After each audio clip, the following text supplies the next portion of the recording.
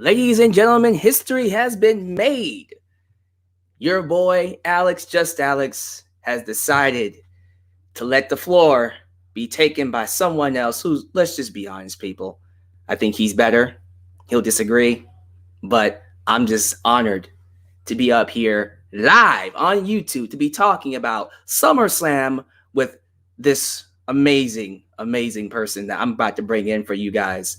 Before we bring him in, as always, please be sure to like the video, subscribe, and click that bell to catch all of my content when it comes out. While you're at it, please help expand the brand by doing the following things. Like me on Facebook, follow me on Twitter at JustAlexCentral, give me a follow on Instagram, and all donations, of course, will be going straight back to the channel. Unfortunately, there will not be any live stream donation video music for this time around, but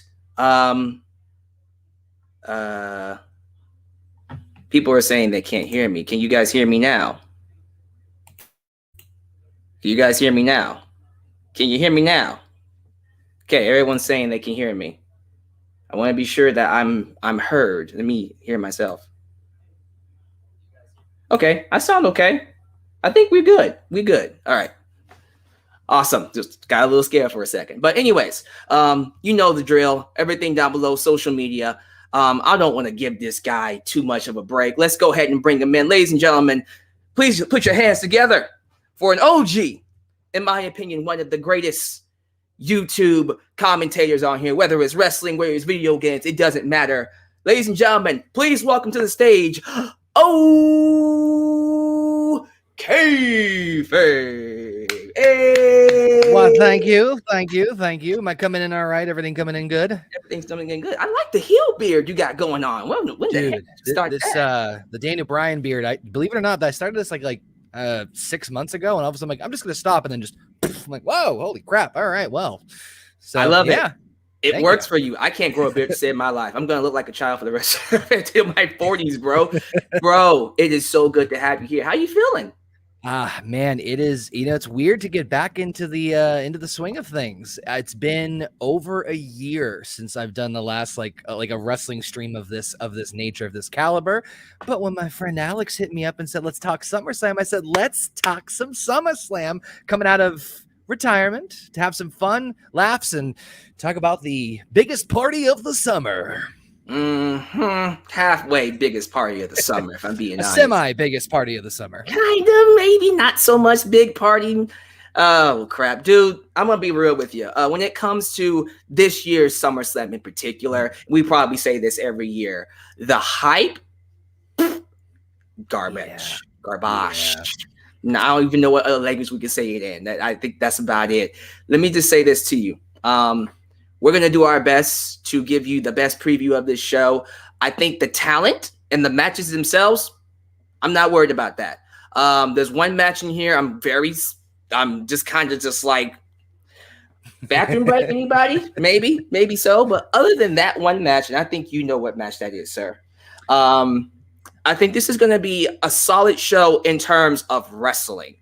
In terms of the outcomes, in terms of what they're going to do within the future, I am terrified for. So, my boy, how long you been keeping up? How often have you been watching WWE? Are you still keeping up with it? Are you still following along? Oh yeah. So I'm not watching week to week, but I mean, I get so many people still hitting me up on my Twitter, and of course with my nickname, people are still keeping me in the loop. So I'm still keeping an eye on things, maybe not as heavily detailed, but I got the gist of what's going on. I've been keeping an eye on things. For better or for worse, but I've been keeping an eye on the product. So even though I don't watch maybe every single Raw, SmackDown, NXT, AEW week to week, I'm still catching highlights. I'm still catching results. I'm still catching things here and there. So I still got a pretty good idea what's going on, for better or for worse.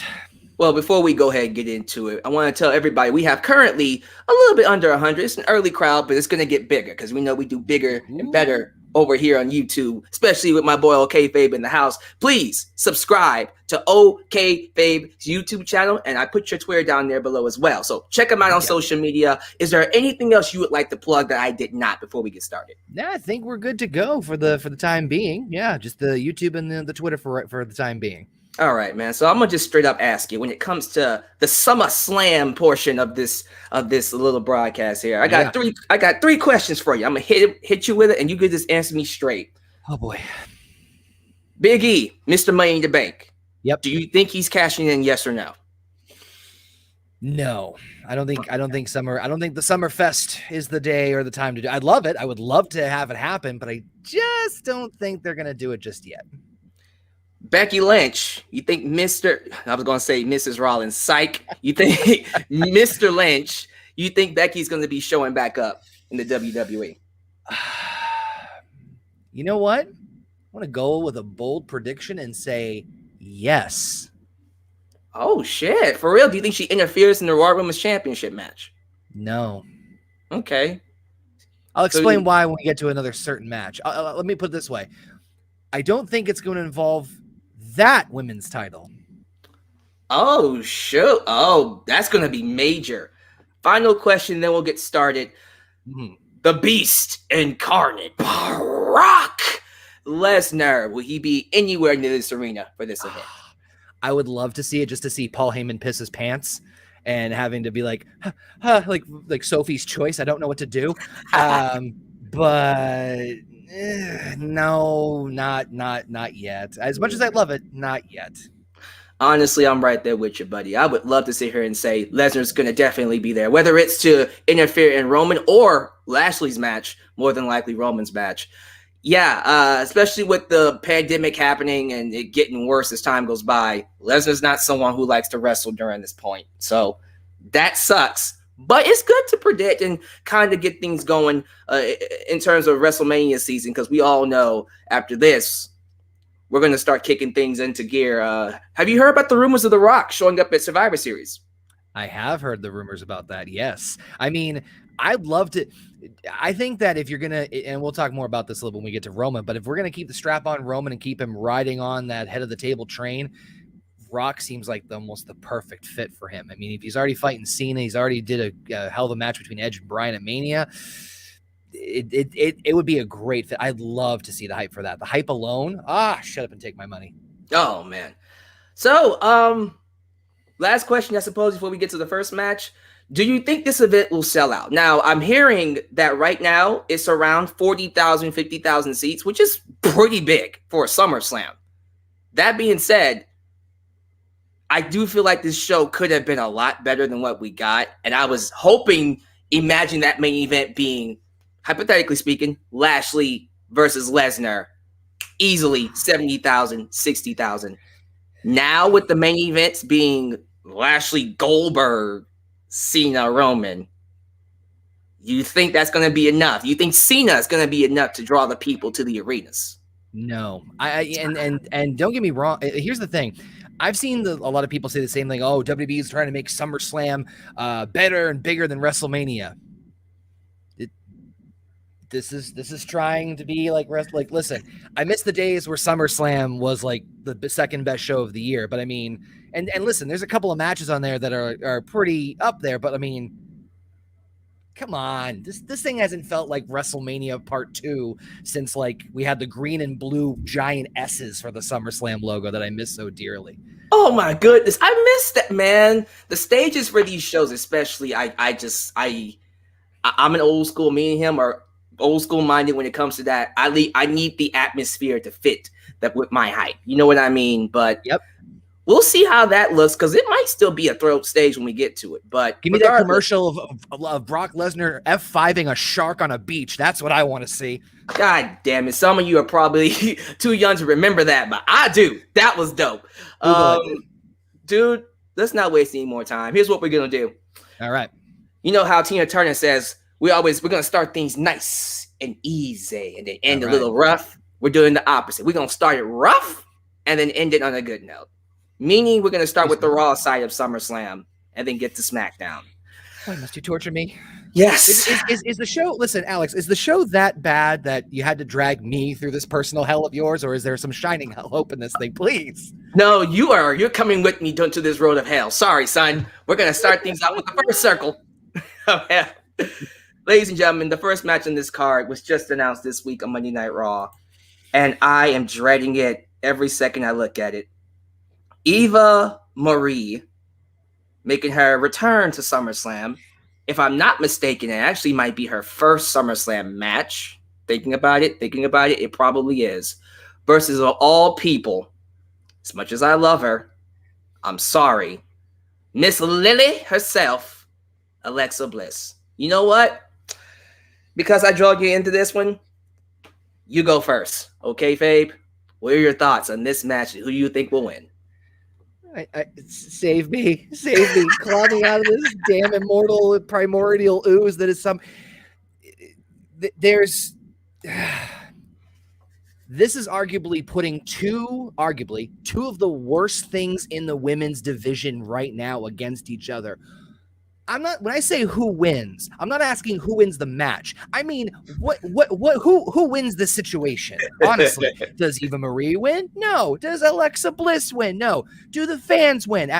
This is why it's not selling out. This right here.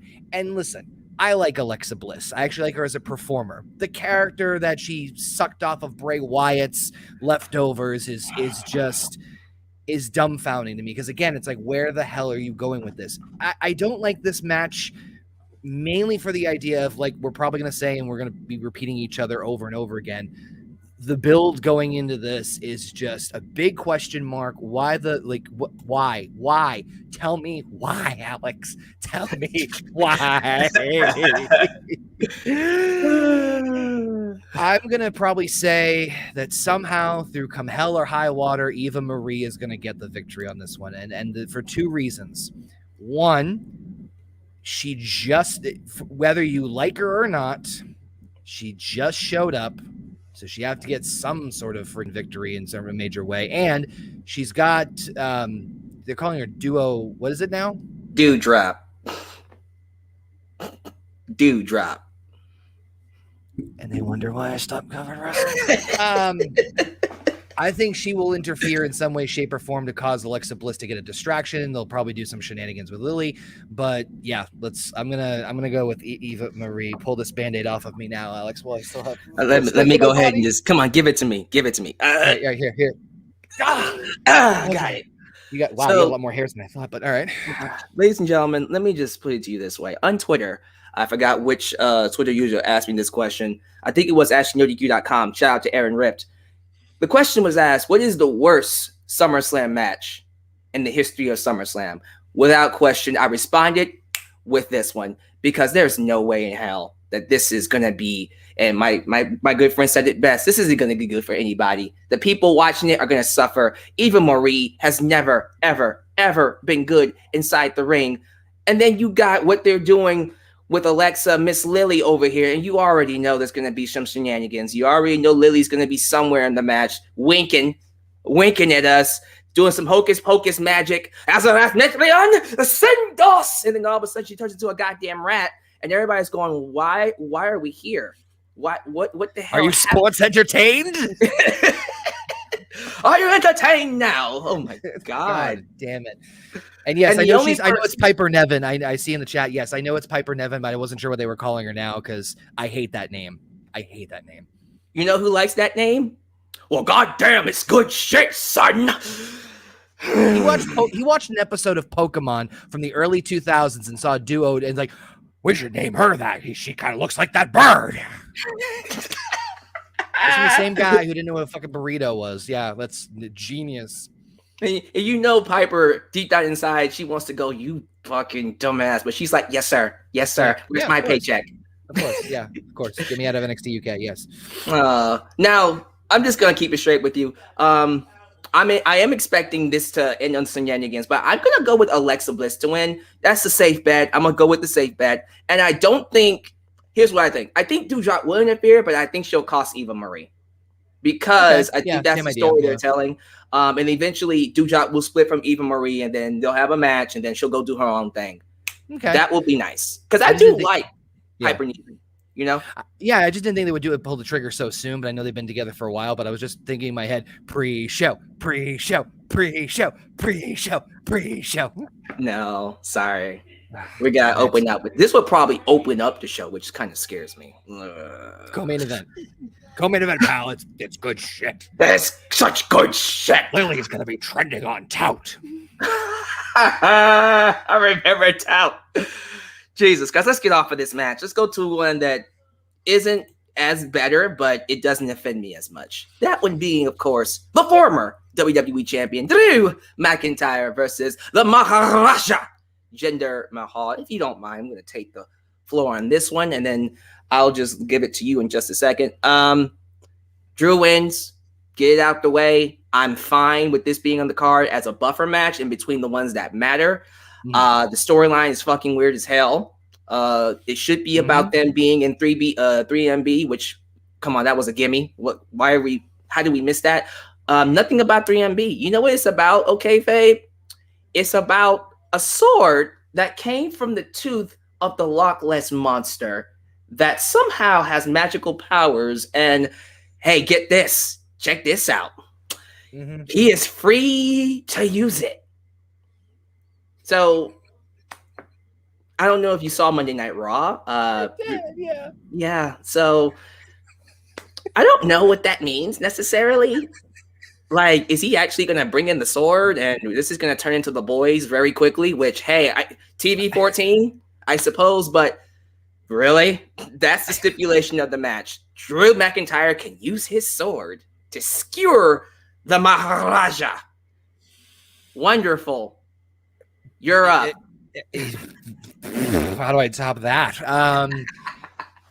Good Lord. Okay, so to back up here, I do appreciate them trying to keep momentum from Drew's title run and try to keep him somewhat in like the upper echelon, and I appreciate them trying to bring Jinder Mahal. But the problem is that both of these guys have been very well, Drew not so much, but more Jinder, have been very inconsistent as far as their star power.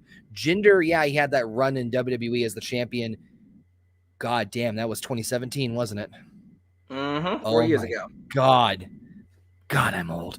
Anyway, and he's obviously just been like, I mean, him coming back and having his his posse of Veer and Shanky. Okay. Like, I appreciate them trying to build the momentum off of Drew's title run to give something for Jinder to do, and it's an okay buffer. But yeah, again, it's the build for this. Then I will say this: I've said this before in other previews and other predictions. Sometimes the worst build pay-per-views, or some of the worst build ones in terms of the most matches, end up surprising you in the ring. And I have a feeling that despite how weird this one is, and might not be the weirdest one, this might be a solid match. Right. I think this one could. I'm not going to go with match of the night. I have 5 reservations. I think everybody knows what. But I think this one will surprise a lot of people. So don't ignore Drew's sword. He's not on OnlyFans. Ignore his sword. But I think that if we're not going to get Eva Marie on the victory against Alexa Bliss, maybe Jinder sneaks away with the victory on this one. Hey, that can continue the feud, I suppose. We'll see what they do with that. Yeah, like, I agree with you. I think these two have the chemistry to have a good match. I just wish the dressing around that good match was, would be a little bit more up to par. Yeah, no kidding. So, I'm not going to lie to you. I forgot who the U.S. champion was a couple of days ago until I saw this match on the card and went, oh, yeah, he does have the belt. Damian Priest versus Sheamus for the U.S. belt. Okay, Faye, who wins this one? No matter what, did they just get bored with the U.S. title and put it on Sheamus? Seriously, I feel like half the time Sheamus just has the U.S. championship and he's Irish. Go figure. This one's a bit tricky. I mean, I did love seeing Sheamus punt Matt Riddle to win the championship. That was a beautiful bro kick.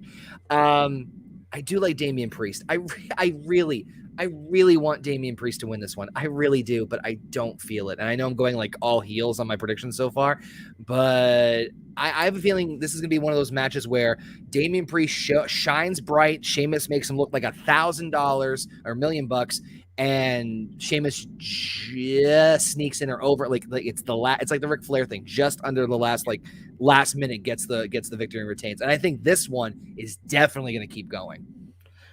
And you know what? I'm going to sign on to that. Usually I would go with the easy bet, which definitely would be Damian Priest because, he's trying to, WWE themselves and trying to appeal to that market of his demographic. And I appreciate what he does, I think he's a great talent.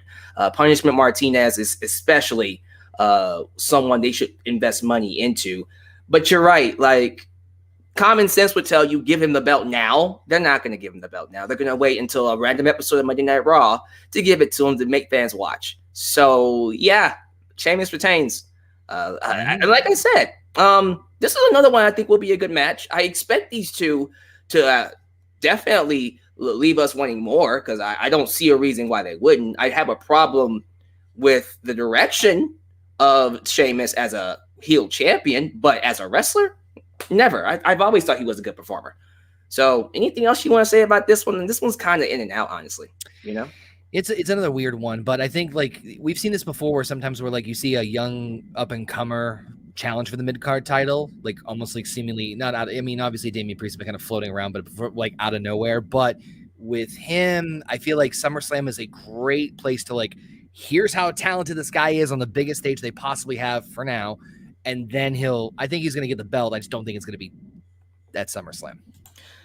Unfortunately. So before we get to the next match, I just want to say thank you to 150 people watching us live. The draw himself, Okayfabe, has brought the eyes to the channel. Yeah. Say that with a straight face. Sure. I'm not worthy, sir. Now, I need some positivity. Can we talk about something positive? Sure. How's about this tag team championship match? I love it. I am a big fan. For real, I'm not joking you. I am. No. I'm laughing just because I remember seeing Orton fucking drop Matt Riddle, and it's the most beautiful. That was great. I will say the RK Bro is growing on me very quickly. That's what I was about to say. To me, one of the best parts, if not the best part of Raw, is definitely Randy Orton and Matt Riddle. For sure. Like when you have two talents like these two who are just great at what they do, it just works so well with each other. And I think when it comes to this match with the Raw Tag Team titles, AJ Styles, Big Omos, I don't know if it's Big Omos or just Omos, but Big Omos, Orton and Riddle, it's going to be a great match. The fans are going to get invested. They love Riddle. And despite the horrendous promos he was given during the Thunderdome era, he is someone of a talent that I feel like if you give him enough to work with, you give him the right people to work with, he's going to get over regardless. He is that type of person. That being said, match is going to be great. The right decision, the common sense decision would be give the belts to RK Bro, which makes me think they're not. And I'm going to go with that. I think this match is probably going to end in a DQ or some kind of a screwy finish where AJ and Omos retain, and I don't like that. I think it's a mistake. I think the time to put the belt on RK Bro is now. I do believe with them being as over as they are and with the fans being as invested, you ride that shit. You give it to them and then you let them go. Unfortunately, I have to think about it this way. If they take the belts off of AJ and Omos, that kind of leaves them stranded. That doesn't give them much to do. And that kind of makes me going, oh, they might not give him the belt here. So I want RK Bro to win. But I'm gonna be cautious about my pick here and just say the champs retain. How you feel about this match? This one is probably the hardest one for me to choose, honestly. And I'll tell you this right now, bold prediction, I think this will be the best tag match of the night. I think it's going to be, I know what the other one is. But I think this is going to be a beautiful car crash. Because look at the people you have in this match and how completely like they're not teams. And I mean that in the most positive way in the sense of you have Omos, you have AJ, you have Orton, you have Riddle. 4 people who none of their styles, no pun intended, none of their styles are anywhere close to each other. They're all different. This is going to be your cruiserweight or like just absolute beautiful car crash match. I have a feeling it's going to get that way. Given what we've got in the card, and I've already made a lot of big heel predictions, and considering what I think's going to happen later on in the show, you have to have something positive. You have to have at least one baby face win, right? So your points are absolutely valid, Alex. And it's not that I'm not saying that I disagree with any of them. This one's just really, really, really tough because you can make an argument case for either way. But I think this is going to be that feel-good moment. I think Orton and Riddle are going to win this one. I think they're going to win the Raw Tag Team titles. And honestly, it'd be one of the best moments of the night because I think fans would pop huge. Yeah, I think. Yeah, because I think given what I'm looking ahead at the rest of the card, I think that this might be one of, if not the big like feel-good babyface moment of the night. I hope you're right. I'm gonna just keep it like that and pray that we do get that moment, especially with them being where they are. I would love for Riddle, just saying this randomly, to return the love, the RKO love, back to Orton and give him a nice RKO after winning the belts. That would be so dope. It just like RKO on the love. On the belt, yeah, that would be beautiful. Bam. Okay, so we got one last negative thing to talk about before we get to SmackDown. Woo! And you're going first on this one, so you might want to warm up really quickly, sir. All right, go ahead and stretch your neck. Maybe do a little of this, a little bit of that. I'm not doing anything. I'm just going to look out my window, and if things go sour, I might jump out of it, but I don't think I will. I think I'll be fine. Goldberg versus Bobby Lashley for the WWE Championship. Lashley versus Lesnar light. Please don't put it on Goldberg. Please don't put it on Goldberg. Please don't put it on Goldberg. There's no reason to put it on. Like, I get what they're trying to do. They're trying to make the match as big as humanly possible. But I liked Goldberg. Past tense. Like, to be totally honest with you, the Goldberg-Lesnar run they did with the Universal title, cool, awesome, loved it. It was what it was. Huge pop, fine. Did the Mania thing, back in action, boom, bang, boom, done. How's your mom? And then we're out. No more. I'm done. I don't want any more Goldberg. Who's next? Not me. Go home. We're not at a restaurant. Just get the doggy bag. Go back home and call it a night. I don't want Goldberg. Like, I swear, if Goldberg wins this, Twitter will explode. Twitter will literally run right into a goddamn windshield. Like, you'll see little tweet birds just right into a no. Like, on one hand, if Lashley wins this, I think that's obviously the right decision for a million different reasons. If for no other reason, to once again put a feather in his cap. Love me Lashley as champion. Keep the momentum going. Do not, for the love of all that is holy, give Goldberg the title. I'm gonna need to just take a few steps back for this one because I've been saving this rant for a while. Let's do it. Brace yourself. Look, guys, and this is not just coming from someone that was hoping WWE was praying to God they would do everything in their power. As soon as I saw Allegiant Stadium, I told myself, "Oh, there's no way they got that building of potentially 7,000 seats and did not call Brock Lesnar. There's no way in hell we're going to go to this stadium and not do Brock Lesnar versus hell. We probably could have done Brock Lesnar versus Roman Reigns and done John Cena versus Bobby Lashley, which would have been fine as well. But there is no way, whatever match they decide to do with Lesnar, that we were going to get to this stadium and not have Brock Lesnar. But the day I saw that report that they called Goldberg, I knew right then and there that Vince McMahon and his lackeys, that includes Kevin Dunn and John Laurinaitis, Executive Vice President of Talent Relations. Whoa. Let me just stop you right there.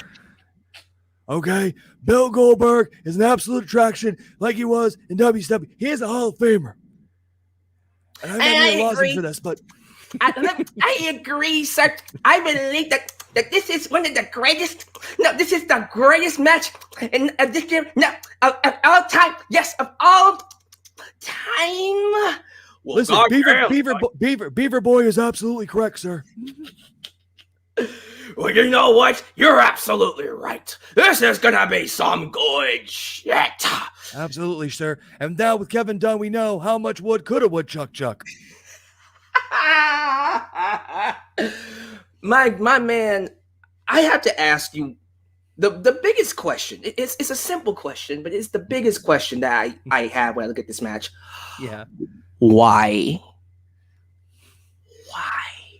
What value do we get out of this match? Is it going to be a good match? It's barely going to go 3 minutes, if 4. What are you going to get out of that? Is it going to get Bobby Lashley over if he beats Goldberg past his prime?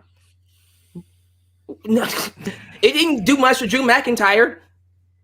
It's not going to do much for Bobby Lashley. If you give Goldberg the belt, you bury Bobby Lashley for what? For what?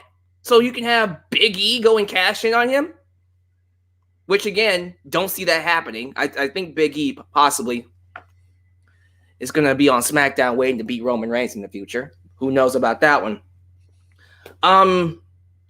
You look on Twitter, not a dream match. People all over the world is basically telling you, no, we don't want. I shudder to think if this match ended with that horrendous outcome of Goldberg winning that championship, and then we get Goldberg as champion. But you know what? This is what scares me. You see the buzz happening on the other side of the world with a certain straight edge man coming in, hopefully tomorrow. You already know WWE has to counteract with something. They have to keep people watching, keep people going, which could play into either this match or the Universal Championship match. Because there's no way that we're going to go into the fall when football season is about to hit them and they don't have any stars. So with that said, don't say it. No, don't say it. Don't say it. Wash your mouth out with soap. Don't say it. No, Alyx. No. I think Bobby Lashley's going to be Goldberg. Christ almighty. I had to build it up for a second because I was just like, oh God. I had to let that tension go. That was probably the most tense moment that this show has ever seen. Elizabeth, I'm coming. I think the people in the live chat are basically changing their pants right now. Oh God. They're like, we'll be right back. I understand. That's okay. No, I don't think Goldberg is going to be Bobby Lashley. I think they're going to keep it on Bobby.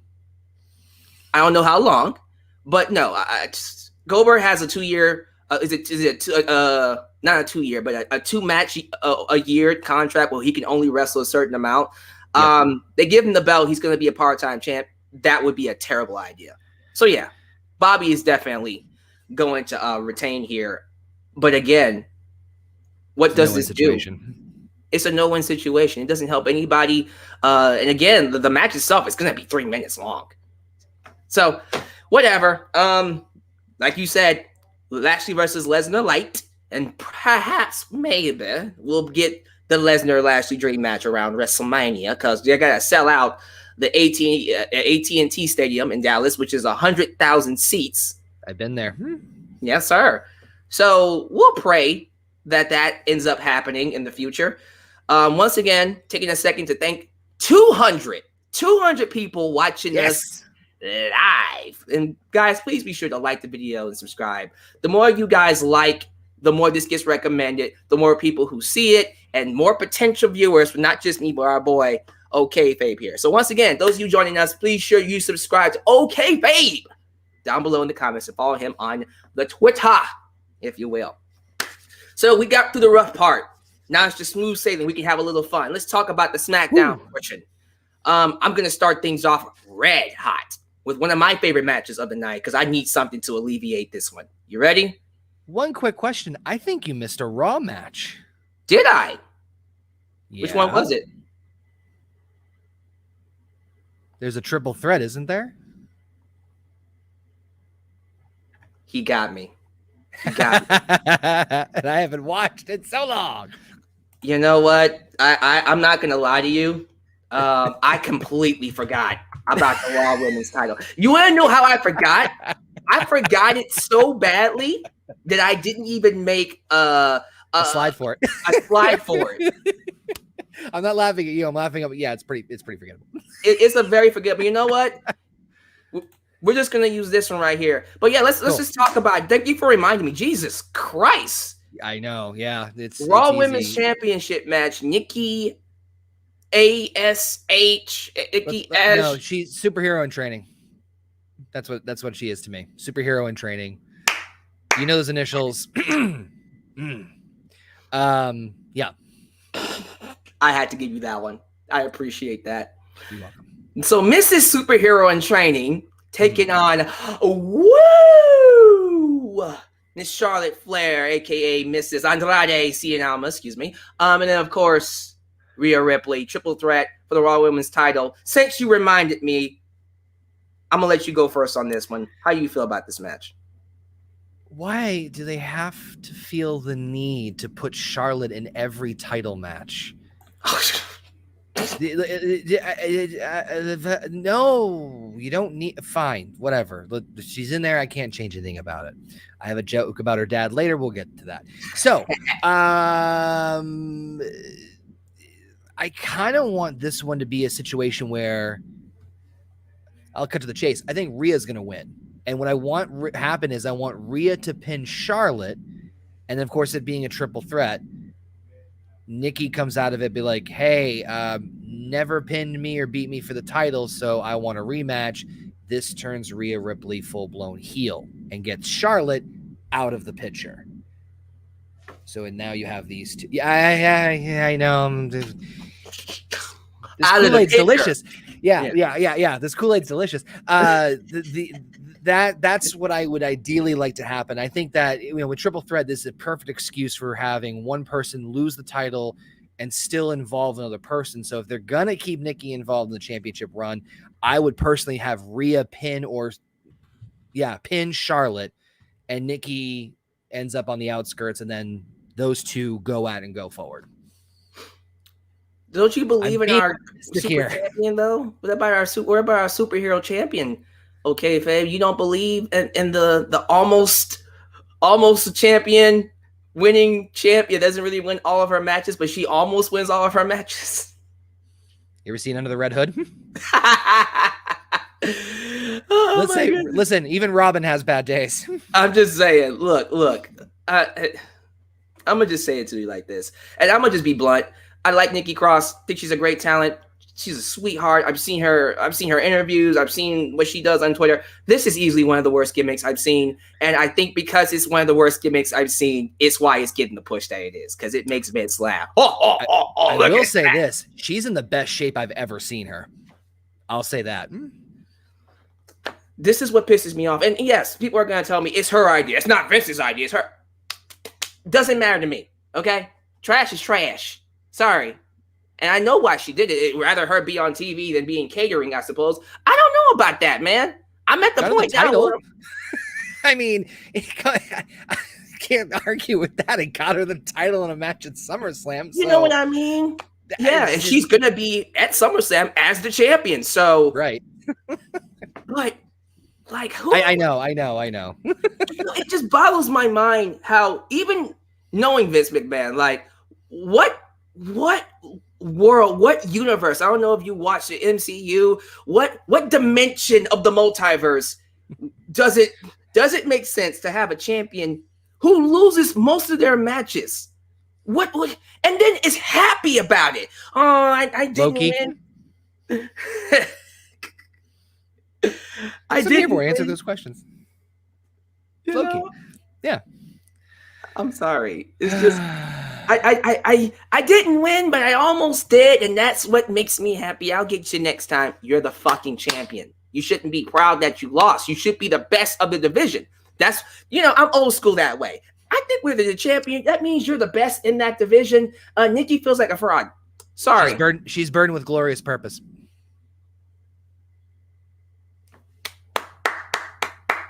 Give it to him. You know what? I should just leave right now and just let you take over the stream. That was great.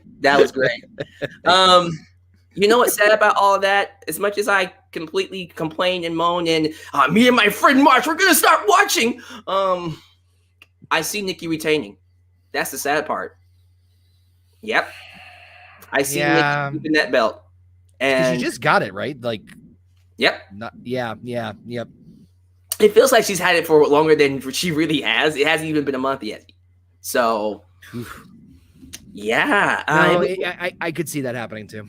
Yeah, unfortunately, that's how it's going to be. I just, as much as I would love for Rhea to get that belt back, because I love, dude, out of all the women in this match, please give it to Rhea Ripley. Oh my goodness. I've never understood why she was a heel to begin with, because she is such a natural babyface. Everyone loves her. When they had her as a heel champion during the pandemic and had the piped-in crowd noises booing her, the button pushers, I was just like, you guys are idiots. Why do you think anybody would boo this woman? And long and behold, sounds great to me, boss. Oh, Jesus Christ. The whole point is, when we got in front of the crowd again, who was the most over? It wasn't Nikki. Still ain't Nikki. It's Rhea. Just a naturally born baby face. And in a perfect world, okay, Fabe, imagine them having Rhea come in. She beats Asuka at WrestleMania. She goes undefeated as champion up to SummerSlam, beating Charlotte at Money in the Bank. And the next person to fight her is a returning Becky Lynch. Ooh. Can smell the money. How the fuck did they fuck this up? Again, it's bad enough that we fucked it up with Lesnar. You had an opportunity to bring Becky Lynch back and make a lot of money off of it with the perfect opponent. But nope. We decided to go with almost a superhero, but not really a superhero. What if they took my idea, but you reversed it and you made Nikki the heel superhero and you made Rhea Ripley the babyface? Oh shit. So Rhea stays babyface. Nikki keeps the gimmick, but she's heel. So like a Bo Dallas type of heel, where she thinks she's a babyface, but really isn't. Yes. I love it. Why aren't you writing for WWE? Oh, don't answer that question. I think we know why. I applied 5 times, actually, believe it or not. Trust me, if you was writing, you would have to basically talk to a senile old man. He was like, "Oh, that's a good idea, kid. That's great. But I think we're gonna go with this direction." And you're just like, "But no, that's." I have. It makes sense. It'll make you money. Well, damn it, pal, I don't care about that. You know what? You know what really makes money? Almost jokes. It's always poop jokes. It's poop jokes with Vince. Yeah. And then you just go, eventually you'll get to a point where you're just like, you know what? You're right. You're right, sir. Yeah. As I'm crumpling up my life's work. No, you're right. You're right, sir. You're absolutely right. What do I know? I'm just going to go drink over here. Tony, anyways, now we can get to the fun part of the show. Cool. Yes. Let's talk about, I got to talk about this dream match. Dream match for me, Edge versus Seth Rollins. And if you don't mind, I need to go first. So, on paper, you already know, this has the potential to steal the show. Easily could be the match of the night. You don't even need me to explain that. You already know, looking at the people in this match, that this is going to be a blast. But the hype for it, especially, I'm not someone that praises Seth Rollins for his promos. His promos when it came to Edge have been absolute fire. Just straight up. And he kept it simple. Back in 2014, I could have ended your livelihood for the better. Now, because I decided not to do it in 2014, here you are in 2021 fucking me out of a WWE Universal Championship match. That was the biggest mistake I ever made. I'm going to correct that mistake at SummerSlam. Beautiful storytelling. Kept it short, kept it sweet. Edge is back as the of course the baby face, the sympathetic baby face with the neck injury, and Rollins is the one carrying the heat. I believe. I don't know if Edge is returning on Friday, but he's been out since that attack. He's been out selling the injury. Makes you wonder, why can't everything be at this level? Why is it that we only get it in spurts with certain people who aren't even here around? Because you already know when Edge is involved, it's going to be good because it's Edge. He makes sure that it's good. Otherwise, he doesn't show up. But I hate that. I hate that only the legends, the John Cena's, the Edges, even the Goldberg, only the ones that matter get the storylines that make sense. While over here, Lily the doll is having fun with Eva Marie and Dewdrop. You got these two over here really getting me excited for what should be one of the best SummerSlam matches I've seen in a while. And you said earlier that the tag match was very hard for you to predict. I think this is the hardest match to predict because it can go either way. Common sense would tell you, well, give it to the guy that's going to be here. Give Seth Rollins the victory. And Edge is coming off of an injury. He just got back from being attacked. So he's going in not 100%. Easy win for Rollins. At the same time, could be the perfect victory for Edge to reestablish himself. Tell the world, I am back. I've been gone for way too goddamn long. I'm not going to let anybody take it away from me. So I don't know who can win this, which makes it that much more special. But flip a coin, I'm going with Edge. I think Edge getting the victory because we talked about too many heels winning. This would be a very nice babyface win for the SummerSlam match card. So I'm going to go with Edge for this one. But how do you feel about this match, sir? I completely agree, word for word, everything you just said. This is very close as far as potential for match of the night and also the best build. This one's like, to me, really close with the other one, which I think everybody freaking knows. It writes itself. It's very simple. One little moment, one little incident, one little just passing moment in the past, and you can instantly build off it. It's easy, it's simple, it's believable. Mm-hmm. Like you just said, why is it that we get like can we have this, like this formula scattered throughout your company? It baffles me that WWE can knock it out of the park with certain characters or matches or storylines, but yet you have the same show have we even forgot the women's title match. Yeah. It worries me that they rely so much on the part-timers, not just because of the idea of like, hey, it's an easy Band-Aid fix for them to fit, to get ratings grab or get money or whatever. But like, there's going to be a time we're not going to be able to rely on those part-timers last year's WrestleMania, but like, and you'd think they would learn from that lesson. And that's just one thing, just on a tangent here, that just baffles me. To your point, I also agree. I think Edge gets the win on this one. As much as Seth Rollins, I would, again, big feather in his cap to beat Edge and to keep this thing going. I think Edge winning would be the biggest feel-good moment they get as far as a babyface winning, next to Orton and Riddle winning the tag title. So yeah, I'm gonna go with money on Edge on this one. Dude, I can't wait for this. Like, yeah, this one's yep. This is the match I'm looking forward to the most when it comes to SummerSlam. If this match wasn't on here, I don't know where my height would be. But this is going to be special.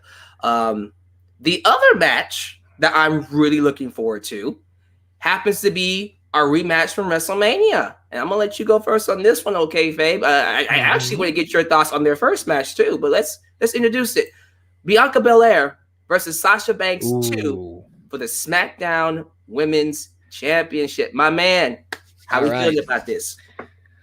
Really pumped. This is going to be the best women's match on the card. No questions asked. That's, I think, an easy given on that one. This is going to be the best women's match on the entire show.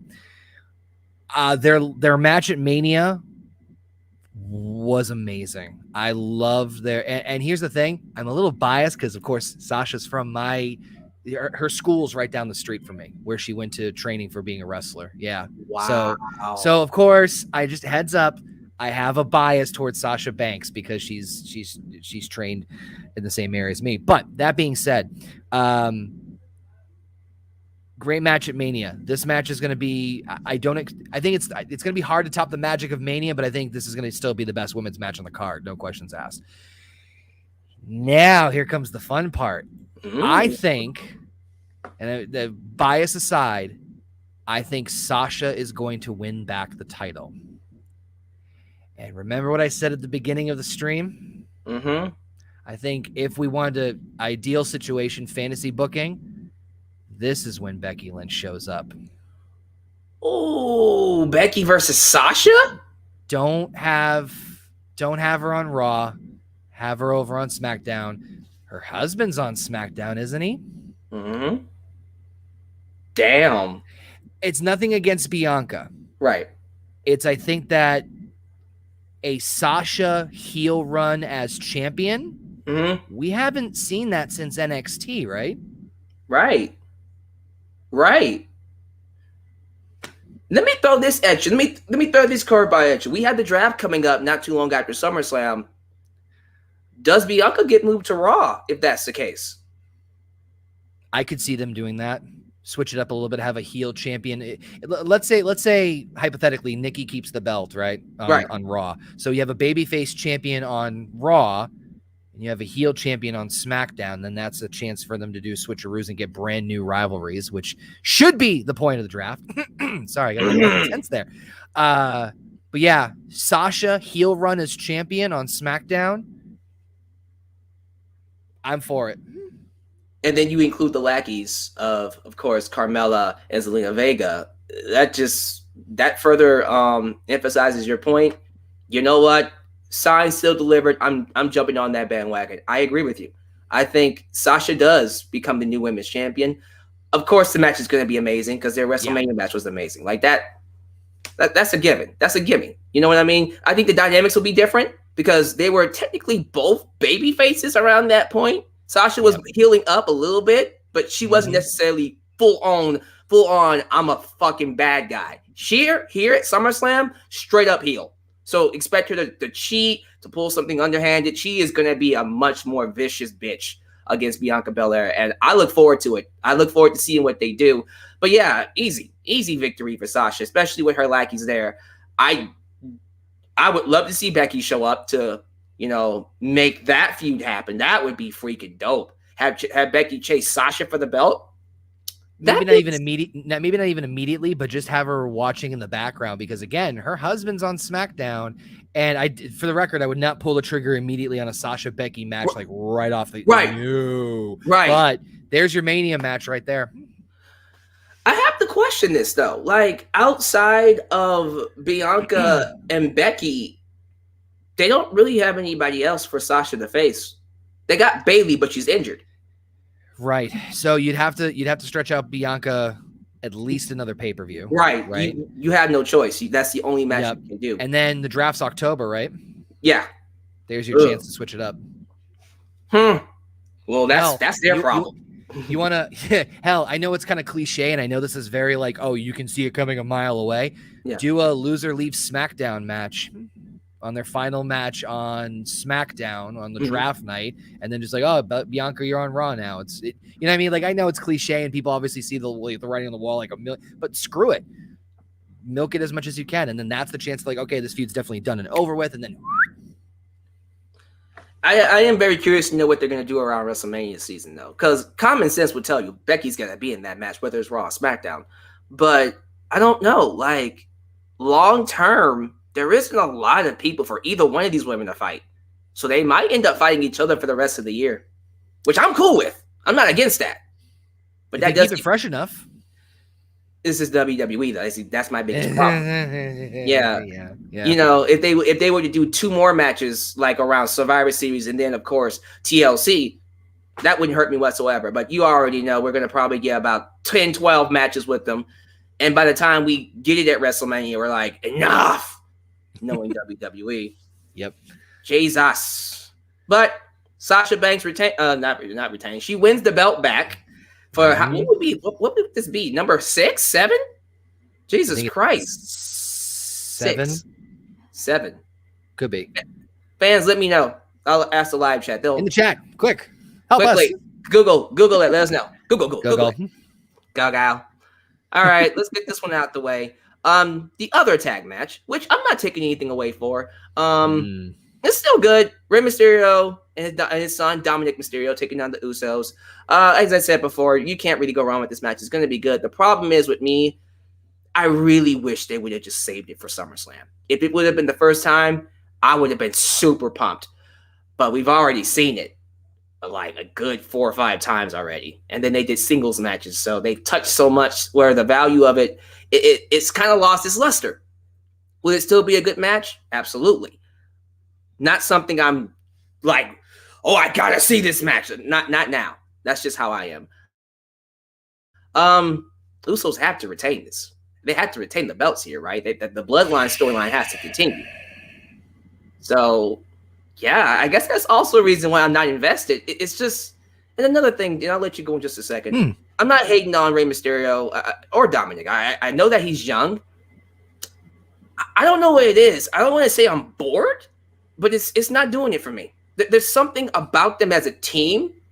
On paper, you think, oh, that's perfect. Father and son tag team, great. Something's missing. And you know what I think it is? I remember on SmackDown, Dominik had a promo where he was cocky and arrogant, and I just went,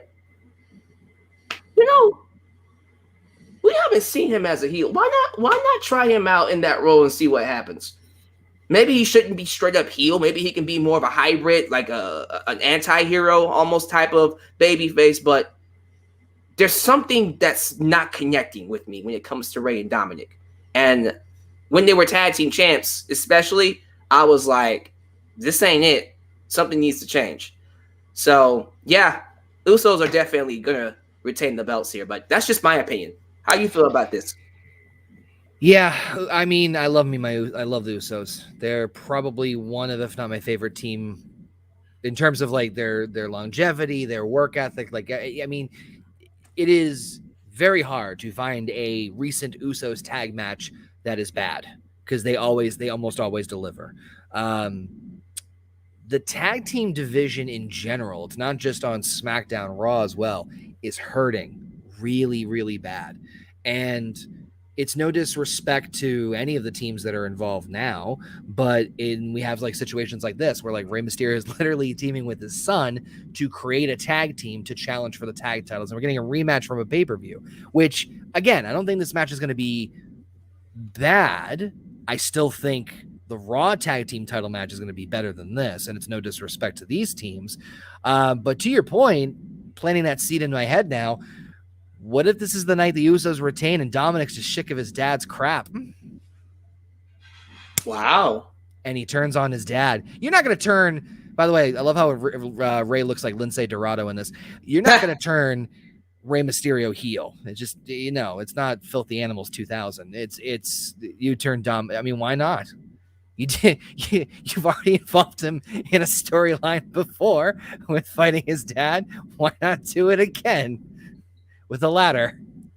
Oh, Jesus. Custody of Dominik. I'm your papi. Anyways, look here. I completely agree with you about that one. But so you're saying the Usos are definitely going to retain. Yeah, there's no reason for Mysterios to win. Sorry. You would think. And True. Again, I think the match is going to be good, but I'm not feeling it. So if I'm not mistaken, that leaves us with the big one, the big match here. Ladies and gentlemen. Yep. The main event. Yep. Of the evening. We got Mr. Fast 9. We got Mr. Suicide Squad. We got Mr. Hollywood. The one and only John Cena taking on the Tribal Chief, Roman Reigns. A dream match for many. For me, the hype has been amazing. The promos, oh my goodness. So good. Beautiful. So good. Beautiful. The match itself. I remember that No Mercy match. I think. Tell you what. I'm going to let you go first on this one. So I was saving this joke all day. Oh, God. And when we heard rumors of John Cena coming back and we heard his music, much like Ric Flair and his wife on a train, we all saw this coming.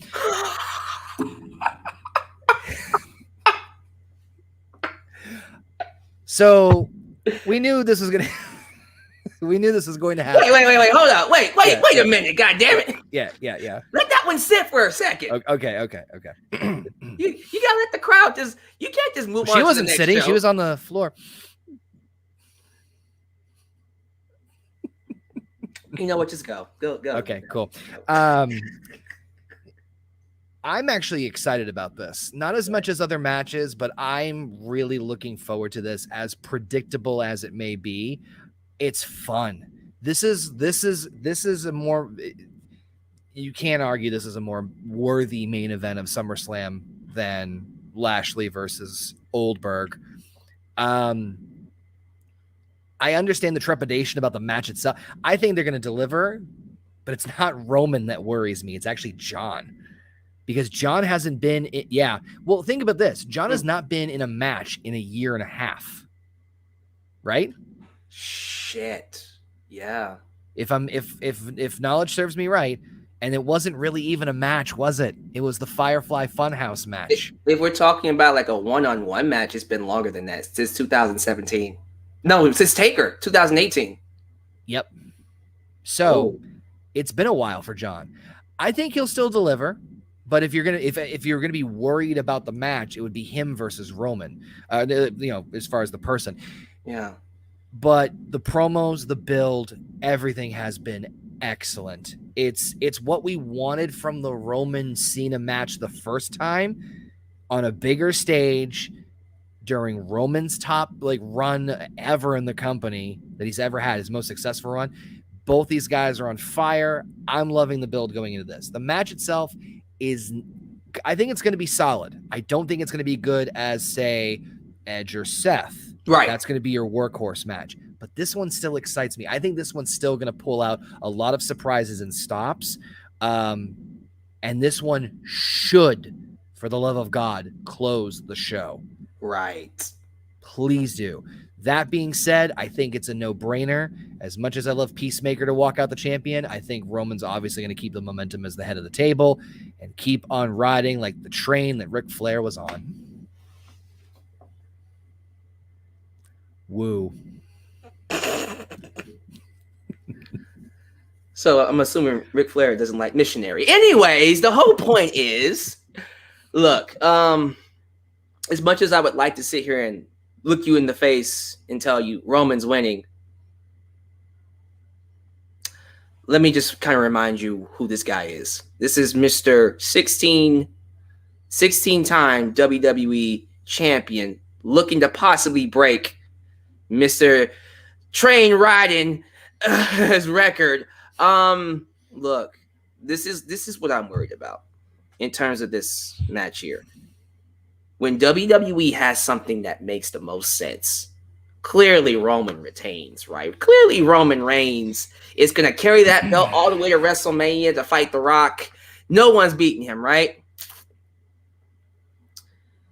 That wasn't until Ric Flair decided, you know what? This sucks. I'm going to go to AEW. Or I'm just going to go somewhere else. NWA. Just not here. Just not feeling it. So Vince McMahon backstage is just kind of like, that son of a bitch. He thinks he can walk out on me? Well, I'll show him. I'm going to take away the one thing that matters. And I do that justly, but I'm serious. Like, think about this from this perspective. As I told you before, they need something to keep the buzz going. And John Cena did tell Vince, I read this report on Fightful.com, he wants to wrestle more dates. That should make people's. You hear that? Yeah. You hear the alarms going off and the live chat's going crazy. It should be. It should be. What did John Cena say on SmackDown? You can beat my ass 30 minutes straight, 40 minutes straight. All I need is the 1, 2, 3. That, my friends, is a massive possibility. Because what's to say they have a rematch at Payback and Roman wins it back? Isn't Payback the very next week anyways, or just 2 weeks after SummerSlam? I think. Probably. Yeah. So you're not going to miss it. Shoot. You know what? Yeah. The more I think about it, I don't think that's what's going to happen. I take back what I said at the beginning of the stream. I think Big E will cash in. Wow. And I think he's going to win the title. Because, hear me out. It all depends on what happens tomorrow. Okay. I need to see what happens with him, if there's a match announced, or if there's any major focus. What was it? Corbin stole the briefcase, right? Yeah. So he'll get it back. It'll be a Mhm. cute comedy thing they do backstage. Maybe he'll have a match, but the focus is not on Big E. And if he's smart, which he is, he's a big guy. He can easily go toe to toe with Roman. He's not thinking about Big E. He's not even thinking about the Money in the Bank. He's thinking about John Cena. And he's putting all this because they're going to hype the shit out of this. It's going to be a big.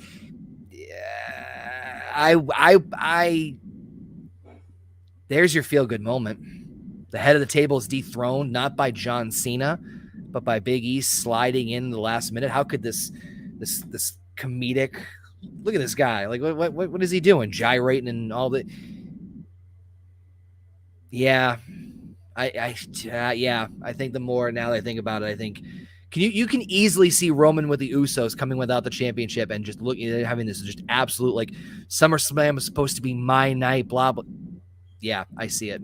Yeah, and we have to consider the long-term value here. Yeah, and I listen, I was like, if we would have done this stream a week ago, Roman Reigns, end of story. I don't know anymore. The momentum in terms of the wrestling world, it's starting to go to the other company. That other company, the company that's elite. And I feel a certain straight edge man is going to push that further over there, and WWE comes up talking. That's the other point too. That's the other point too. To your point, to your credit, I think that might be what they do. Yeah. To get the attention of. Whoa, Big E beat Roman Reigns at SummerSlam? Right. Or they could just give it to Cena.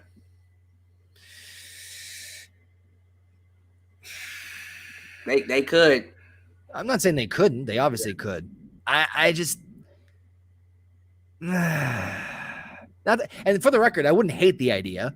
I just don't. I'd be surprised. I'd be very surprised, honestly. I just don't see them doing that.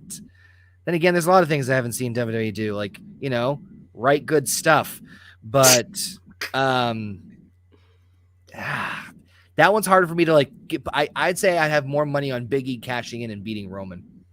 Or hell, let's get the best of both worlds. Cena beats Roman and then Big E cashes on him. Right. Like they hey, and honestly, that would make the cash in even bigger and sweeter because everybody's like, oh fuck. And then Big E comes out and they're like, oh, okay, well, fuck it. Big E's champion now. We'll work with that. So they're able to get what they want and have John Cena beat Ric Flair's record, and then we're all good. Although, by the way, Ric Flair beats Nick Aldis and becomes a 17-time NWA World Heavyweight Champion. For the record, in case you don't know, Ric Flair actually has more than 17. Actually, more than 17 titles. I believe it's 23. 23. Yeah. Yep. So they can just easily in AEW say he actually has 23 world titles. But anyways, look here. The safe bet, especially with the betting odds I'm looking at, is Roman. Yep. If they were ever going to swerve us, I don't see it happening in the WWE Championship match. It could. The match you should be worried about the swerve is here. Yeah. Whether it's a cash in from Big E, like he said, or a new champion. Because they can just easily get that belt back to Roman. Obviously, yeah. But yeah, it's just hard for me. It's hard for me to see Cena with it. It just, again, they could do it. I would be against it totally. I would just be like, wow, they're really going to do that. Let me say this. If it was up to me, I would hold off on Championship 17 until his retirement match. That's what I would do. Yep. That just makes the most sense. He's getting ready to retire. Give him that one championship run and call it a day. Mm-hmm. Yeah, like other than that though, I just see WWE making that decision because they're talking about they're not bothered by what the other company's doing. They're fucking liars. They always have been. That's why they sacrificed NXT. We're not going to get into that right now, but yeah, it's ridiculous that people think that what AEW is doing right now isn't going to impact WWE. You already know it is, especially since they're not just getting CM Punk. They got Bryan Danielson as well. They could potentially get Adam Cole, baby, plus Bray Wyatt, and whoever the hell they decide to release because of budget cuts. You know, it's funny. Yeah. 2K19 was the last good WWE game they came out with, right? Mm-hmm. Do yourself a favor, go through that roster and just see how many people are still in the company. I did. There's over half of it gone. Half. Oh no! And I'm not talking the legends. I'm talking just the core roster. No, the core roster. Half. Yeah. Good I stuff. bet they're pissed off. They're like, you sons of fucking Oh, morons. yeah. 2K22 developers must be shooting themselves for the roster releases. Good Lord. And I tell you, I couldn't do it. Ladies and gentlemen, I think that's going to conclude our SummerSlam preview and predictions. I think we've done all the matches. I listen. As a wrestling fan, I always wish the best for any wrestling company because all I care about is just to be entertained. Entertain me. Doesn't matter who it is. That's all I care about. I think WWE might be in for a rude awakening because I don't even know if you watch AEW. I don't even know if you've been keeping up with what's going on. Oh, I do. So you feel the momentum shifting here. Big time. You see what's getting ready to happen. Yep.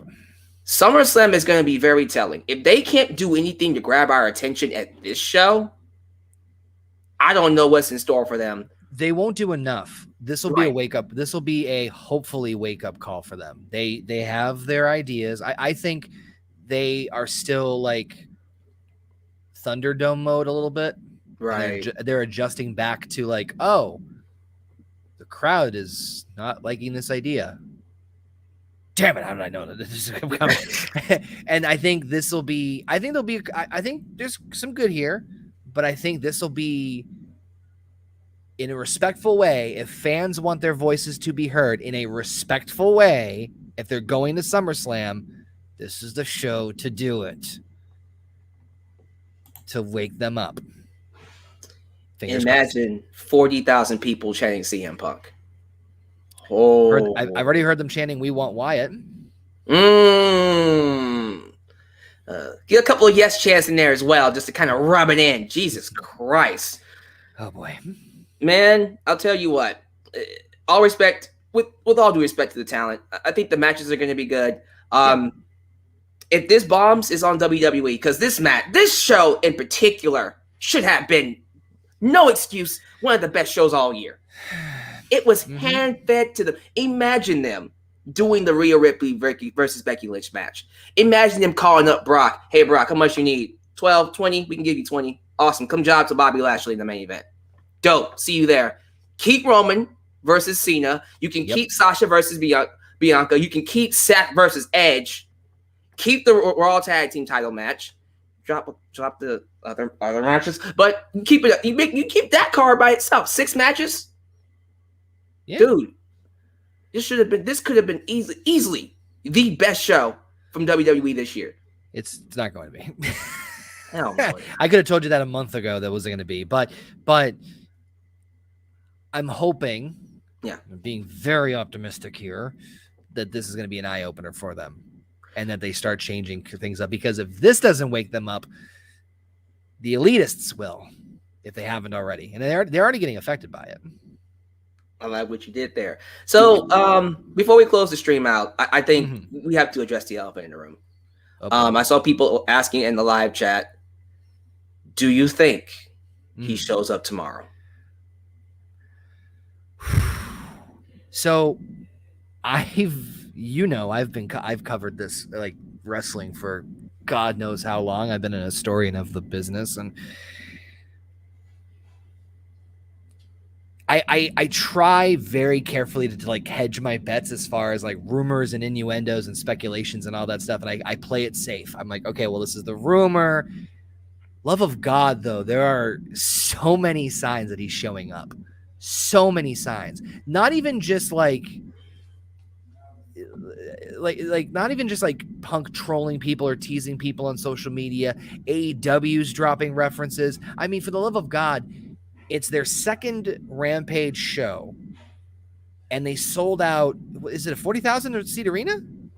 No, it's actually 30,000, 25,000. Still, yeah, that's insane. Yeah, and all, if I'm not mistaken, All Out is going to be in a smaller venue, and so it's just it's it's not like just like, okay, that like Punk's teasing people or like that. It's like there's 15 or 20 different signs in the sky that he's showing up. So I would say it's a very safe bet that he is showing up. I don't know if he's going to wrestle. Him just showing up, someone better catch the roof off of that arena. It's going to be blown off that place. Especially if Darby Allin, because he has said in interviews, like there's a list of people he wants to wrestle in AEW, and at the top of the list is Darby Allin. So imagine the show's about to go out the air and you hear if they were smart, that would be the last thing you see. If they were smart, that would be I'm talking like the old Nitro endings. Remember when they would like just like, holy crap, Sting hit the ring, and then just like, we gotta go, and done. And you just see Phillip Brooks, aka Cookie Monster, aka Chick Magnet, aka CM Punk walk out on stage. He looks right, he looks left, and then you see Darby Allin inside the ring. And then we close with that. That's it. He doesn't have to say anything. He doesn't have to touch anybody. Yeah, that's it. That's all you need. Isn't wrestling awesome when it's done right? I'm just done right. That's when it's done right. And this whole talk about is AEW going to overtake WWE? Listen, I'm not even worried about this war that people want to make it into. Listen, AEW will eventually get to a point where it can say, hey, WWE, look at us. We're selling our arenas too. What matters to me right now is AEW going to be able to say we are the best wrestling company in the world. Every single time you watch us, we give you the best shows, hands down. If they can bring in CM Punk, who, by the way, just the mere rumors of him is revitalizing wrestling. You got people coming back, getting excited. The locker room in AEW has kicked it up a notch. The idea of him coming back sold out an arena. They didn't say he was coming back. We can turn on tomorrow and not see him, which would be the worst thing that could happen, by the way. Just so you know, that would be terrible. Yeah, I feel if he doesn't show up, I worry a little bit about the backlash that might happen. But here's the thing, and I mean this in all due respect. I am very curious to see if he shows up, but more specifically, I want to see the numbers. I want to see the numbers before he showed up, right? Because I want to know, business is business. I really want to see how much he moves the needle. I'm not saying he won't. I just want to see how much he really does and how much buzz he creates.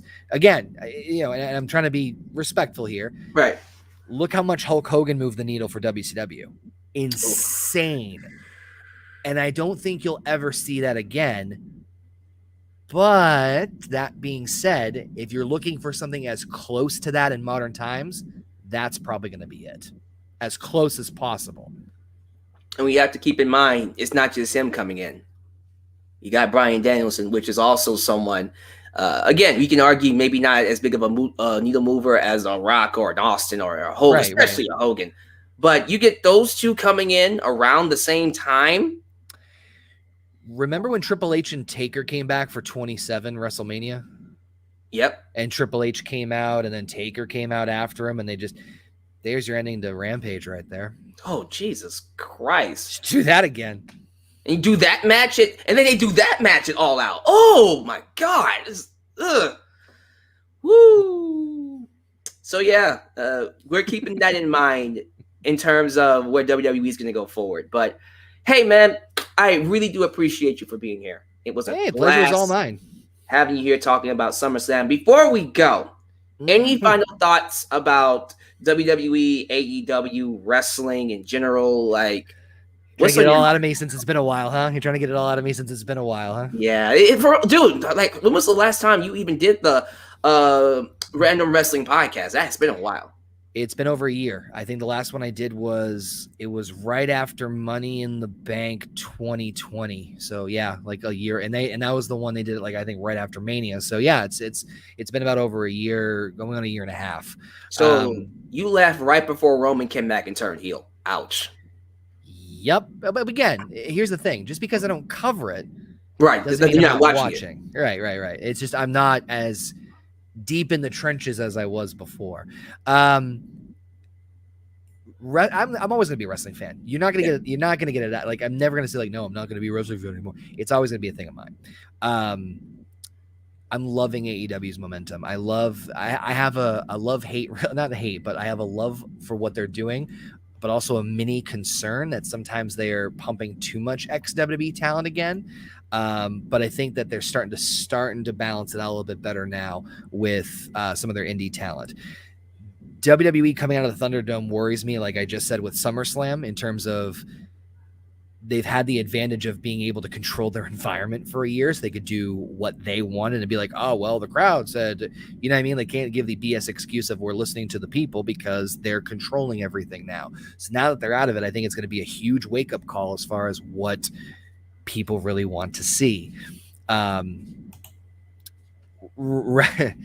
But that being said, I think wrestling, despite having gone through this wonderful pandemic that we've all been going through, will thrive. I think it's going to get back to where it was, not even just WWE and AEW, but like indies, like, you know, I'm actually liking what Impact's doing. I've been keeping my eye on Impact and some of the stuff they've been doing. Yeah. Ring of Honor, and I'm a huge NWA fan. So it's going to get back to where it was. It's just going to take some time. But as far as WWE, I think they're going to quickly realize that they need to start really looking outwards or changing their strategy. I think it's going to hit them harder than they think it's going to. Yeah, they're getting these billion-dollar deals and money, and they don't really need to care about creative, which I get.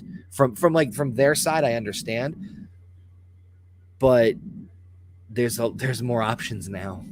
There's more availability. There's more other things that people can do and watch. And so now I think it's going to hit them harder than they think. They're not going out of business, but no. I think that they need to change some things up in order to survive, and not survive, but like thrive successfully. Not killing NXT is a good start, but we can't even talk about that anymore. And don't even get me started on the whole. We'd be here another hour if we started addressing the releases. Yeah. Is the sun coming up? So okay. I'm sorry. Yeah. No, you're good. No, you're good. The releases. I just remembered how many people were released and all the big names that they just let go. Oh my God. Samoa Joe. Thankfully, Triple H had a mind enough to go, yeah, no. Mine. Yep. Wish you would did that for Aleister Black, but there are some talent that I think most of the talent that got released as bummers. It's like, man, you guys really early. But at the same time, part of me is like, man, they're going to kick so much ass no matter where they go. You know, specifically like Aleister Black, Bray Wyatt's gonna be fine no matter where he's gonna get over like Rover no matter where he goes. Right. Ruby Riott. Right. So it's bummer where it's like, man, you guys really screwed up, like letting these people go and not, to the potential. But at the same time, watch what they're going to do next. It's going to be great. And that's when Vince goes, why the fuck did y'all? And then he, of course, will turn it back on the people that's working with him and go, why did y'all let this man go? Nick Khan, the fuck's wrong with you? Why did you let these people go? Wasn't me, boss. I just followed what Nick said to do. Wasn't me. I'm just the executive vice president of talent relations. I need a Ricola. Anyone got one? Ricola. Oh my goodness, dude. But you're right though, and it's actually kind of a I won't say it's a silver lining, but I guess it is that they all got released during this period of time. Right. When it feels like it's not just with AEW. You said it with NWA. It was just announced that Ric Flair is going to be showing up at one of their pay-per-views. I'm pumped for that. I actually just tweeted it right before we got on here. I said, if you are going to have an ambassador for NWA, that is the man to do it. I mean, for God's sakes. Yep. My man, I am excited about wrestling. Not so much WWE, but wrestling in general. It's a great time to be back. And hopefully this podcast might have spawned something for the future. And what I mean by that is this, ladies and gentlemen, if you enjoyed this duo, this tag team, this buddy cop stream between me and the Okayfabester, let me know down below in the comments. Let me know in the live chat. I would definitely like to bring him back. for round 2. Let's say perhaps maybe around Royal Rumble. I think I could clear my schedule. Thank you all for joining. Be sure you tune in to Okayfabe's channel, subscribe to him, and of course follow him on Twitter. Be sure you like this video and also subscribe and click that bell to catch all the content when it comes out. Social media, Twitter, Instagram, all that jazz. I'll see you guys this weekend. But of course, stay tuned for more right here in Alyx's World, a safe space for wrestling fans like you.